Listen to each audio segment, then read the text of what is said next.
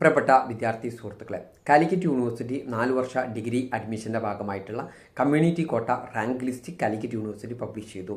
ആബിദ് ടോക്സിൻ്റെ പുതിയ വീഡിയോയിലേക്ക് സ്വാഗതം. ഇതുവരെ എൻ്റെ ചാനൽ സബ്സ്ക്രൈബ് ചെയ്യാത്ത പ്രിയപ്പെട്ട വിദ്യാർത്ഥി സുഹൃത്തുക്കൾ സബ്സ്ക്രൈബ് ചെയ്യുമല്ലോ. കാലിക്കറ്റ് യൂണിവേഴ്സിറ്റി 4 വർഷ ഡിഗ്രി അഡ്മിഷൻ്റെ ഭാഗമായിട്ടുള്ള community quota rank list publish ചെയ്തു. ഇതിൻ്റെ ഡിസ്ക്രിപ്ഷൻ ബോക്സിലും അതുപോലെ തന്നെ കമൻറ്റിലുമുള്ള ലിങ്ക് ഉപയോഗിച്ചുകൊണ്ട് നിങ്ങളുടെ ക്യാപ് ഐ ഡിയും അതുപോലെ തന്നെ സെക്യൂരിറ്റി പിന്നും നിങ്ങൾ സെക്കൻഡ് അലോട്ട്മെൻറ്റിലേക്ക് അല്ലെങ്കിൽ നിങ്ങൾ ഫസ്റ്റ് അലോട്ട്മെൻറ്റൊക്കെ പരിശോധിച്ച സമയത്ത് അതുപോലെ തന്നെ നിങ്ങളുടെ ക്യാപ് ഐ ഡിയും സെക്യൂരിറ്റി പിന്നും ഓപ്പൺ ചെയ്ത് കഴിഞ്ഞാൽ നിങ്ങളുടെ സ്റ്റുഡൻസ് ലോഗിൻ ലഭിക്കും.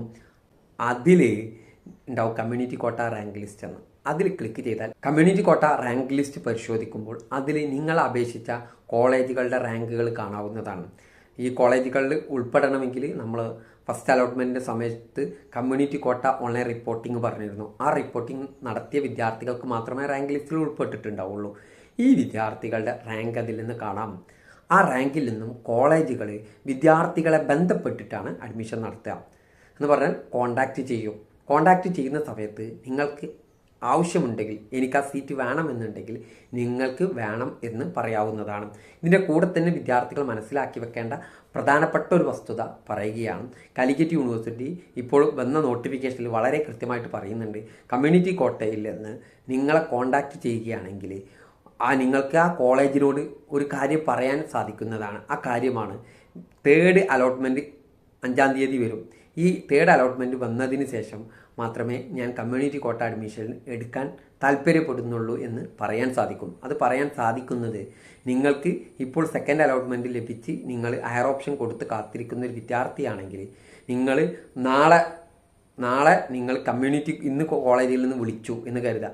വിളിച്ചു കഴിഞ്ഞാൽ നാളെ കമ്മ്യൂണിറ്റി കോട്ടയിൽ നിങ്ങൾക്ക് അഡ്മിഷൻ കിട്ടിയെന്ന് വിളിച്ചു കഴിഞ്ഞാൽ നിങ്ങൾ നാളെ പോയി അഡ്മിഷൻ എടുത്തു കഴിഞ്ഞാൽ നിങ്ങളെ തേർഡ് അലോട്ട്മെൻറ്റിലേക്ക് പരിഗണിക്കില്ല. അപ്പോൾ പിന്നെ നിങ്ങൾ നാളെ കമ്മ്യൂണിറ്റി കോട്ടയിൽ അഡ്മിഷൻ എടുത്താൽ ആ കമ്മ്യൂണിറ്റി കോട്ടയിലാണ് ഉണ്ടാവുക.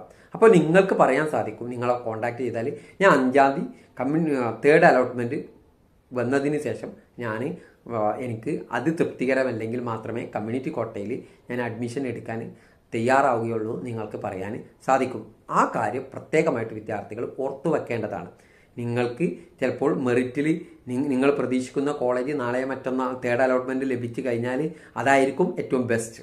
അത് പറയാൻ കാരണം കമ്മ്യൂണിറ്റി കോട്ടയിലും അതേപോലെ മെറിറ്റിലും അഡ്മിഷൻ എടുക്കുന്നവർ തമ്മിലുള്ള ഒരു പ്രധാനപ്പെട്ട വ്യത്യാസം എന്ന് പറയുന്നത്, കമ്മ്യൂണിറ്റി കോട്ടയിൽ വിദ്യാർത്ഥികൾ ചോദിക്കുന്ന ഒരു ചോദ്യമാണ് ഫീസ് ഉണ്ടാകുമോ എന്ന് ചോദിക്കും. മെറിറ്റ് അഡ്മിഷനിലെ അതേ ഫീസ് തന്നെയാണ് കമ്മ്യൂണിറ്റി കോട്ടയിലും ഉണ്ടാവുക.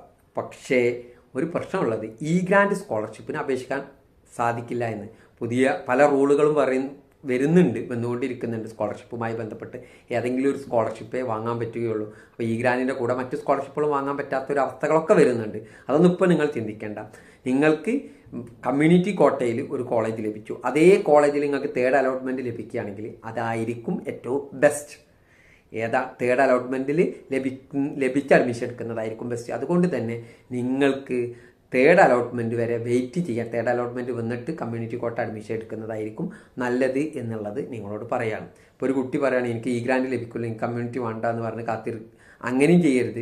ഇതിൽ വളരെ കൃത്യമായിട്ട് തേർഡ് അലോട്ട്മെൻറ്റിൽ നിങ്ങൾക്ക് ഇഷ്ടപ്പെട്ട ഒരു ഓപ്ഷൻ കിട്ടിക്കഴിഞ്ഞാൽ അതായിരിക്കും കമ്മ്യൂണിറ്റി കോട്ടയിൽ നിങ്ങൾക്കാട്ടിലും ഏറ്റവും ബെസ്റ്റ് എന്നുള്ളതാണ് ഇതുമായി ബന്ധപ്പെട്ട് പറയാനുള്ളത്. ഇത് നിങ്ങൾക്ക് കോളേജിൽ നിന്ന് കോണ്ടാക്റ്റ് ചെയ്യും, നിങ്ങൾക്ക് ഞങ്ങളുടെ കോളേജിൽ കമ്മ്യൂണിറ്റി കോട്ടയിൽ അഡ്മിഷൻ കിട്ടിയിട്ടുണ്ട് എന്ന് പറഞ്ഞുകൊണ്ടാണ് കോൺടാക്ട് ചെയ്യുക. ആ സമയത്ത് നിങ്ങൾക്ക് പറയാൻ കഴിയുന്നതാണ് ജൂലൈ 5-ന് വരുന്ന കമ്മ്യൂണിറ്റി തേർഡ് അലോട്ട്മെൻറ്റ് അലോട്ട്മെൻറ്റ് വന്നതിന് ശേഷം ഞാൻ അഡ്മിഷൻ എടുക്കാൻ സമീപിക്കും എന്ന് പറയാൻ സാധിക്കുമെന്ന്. അത് കാലിക്കറ്റ് യൂണിവേഴ്സിറ്റിയുടെ റൂൾ വളരെ കൃത്യമായിട്ട് പറയുന്നുണ്ട്. അതുപോലെ തന്നെ പ്രിയപ്പെട്ട വിദ്യാർത്ഥി സുഹൃത്തുക്കൾ, ഇതിൻ്റെ അഡ്മിഷൻ പ്രക്രിയ എന്ന് പറയുന്നത് 10 സീറ്റ് കമ്മ്യൂണിറ്റി കോട്ടയിൽ ഒരു കോഴ്സിനുണ്ട്. BSc കമ്പ്യൂട്ടർ സയൻസിന് 10 സീറ്റ് ഉണ്ടെങ്കിൽ ആ 10 സീറ്റിലേക്ക് ആദ്യ റാങ്കിൽ നിന്ന് വിളിക്കും. അങ്ങനെ ആ 10 സീറ്റ് ഫുള്ളാകുന്നത് വരെ വിളിക്കാം. അത് ഒരാഴ്ച 2 ആഴ്ച കൊണ്ട് തീരുന്ന ഒരു അഡ്മിഷൻ നടപടിയല്ല കമ്മ്യൂണിറ്റി കോട്ട. അഡ്മിഷൻ ക്ലോസ് ചെയ്യാനുള്ള ദിവസം, കമ്മ്യൂണിറ്റി കോട്ട അഡ്മിഷൻ ക്ലോസ് ചെയ്യാനുള്ള ദിവസം, അവസാന ദിവസം എന്ന് പറയുന്നത് ഓഗസ്റ്റ് 24-നാണ് അഡ്മിഷൻ കാലിക്കറ്റ് യൂണിവേഴ്സിറ്റി ഇരുന്നത്. അതുവരെ കമ്മ്യൂണിറ്റി കോട്ടയിൽ അഡ്മിഷൻ കോളേജുകൾക്ക് നടത്താം എന്ന് പറഞ്ഞു കഴിഞ്ഞാൽ ഈ കുട്ടി ഇപ്പോൾ കമ്മ്യൂണിറ്റി കോട്ടയിൽ ഒരു കോളേജ് കിട്ടി, പിന്നീട് വേറെ അലോട്ട്മെൻറ്റിൽ വേറൊരു സ്ഥലത്ത് കിട്ടിക്കഴിഞ്ഞാൽ ആ കുട്ടിക്ക് അങ്ങോട്ട് മാറാൻ സാധിക്കും. അപ്പം വീണ്ടും അവിടെ സീറ്റ് വേക്കൻസി വരും. ഇത് പെട്ടെന്ന് തീരുന്ന ഒരു പ്രക്രിയയല്ല എന്നുള്ളത് മനസ്സിലാക്കി വെക്കുക. റാങ്ക് ലിസ്റ്റിൻ്റെ ആദ്യത്തിലുള്ള പല ആളുകളും പല കോളേജുകളിലും മെറിറ്റിൽ കയറിയിട്ടുണ്ടാവും. അതുകൊണ്ട് തന്നെ റാങ്ക് ലിസ്റ്റ് ഒരു 50, 100 വരെയൊക്കെ റാങ്ക് ലിസ്റ്റുള്ളവരെ അഡ്മിഷന് വിളിക്കാനുള്ള സാധ്യത ചില കോളേജിൽ 150 വരെ 150, 200 വരെയൊക്കെ പോകാനുള്ള സാധ്യതകളുണ്ട് എന്ന് മനസ്സിലാക്കി വെക്കുക. കാത്തിരിക്കുക. ഇതിനിടയിൽ എൻ്റെ റാങ്ക് എത്രയാണ്, കിട്ടുമോ എന്ന് ചോദിച്ചാൽ നമുക്ക് ഒന്നും ഉറപ്പ് പറയാൻ പറ്റില്ല. ഒരു കുട്ടി പറയാം എൻ്റെ റാങ്ക് 15 എനിക്ക് കിട്ടില്ല എന്ന് ചോദിച്ചാൽ നമുക്ക് അങ്ങനെ ഉറപ്പ് പറയാം. 10 സീറ്റുള്ളെങ്കിൽ 10 കുട്ടികളും അവിടെ വന്നാൽ ചേർന്ന് ആദ്യത്തെ 10 കുട്ടികൾ അവിടെ വന്ന് ചേർന്നാൽ പിന്നെ നമുക്കൊന്നും പറയാൻ പറ്റില്ലല്ലോ. അതുകൊണ്ട് കാത്തിരിക്കുക. നമ്മൾ അതിൻ്റെ ബാക്കി ഡീറ്റെയിൽസൊക്കെ വരുന്ന മുറക്ക് നിങ്ങളുമായി പങ്കുവെക്കുന്നതായിരിക്കും. Okay, thank you.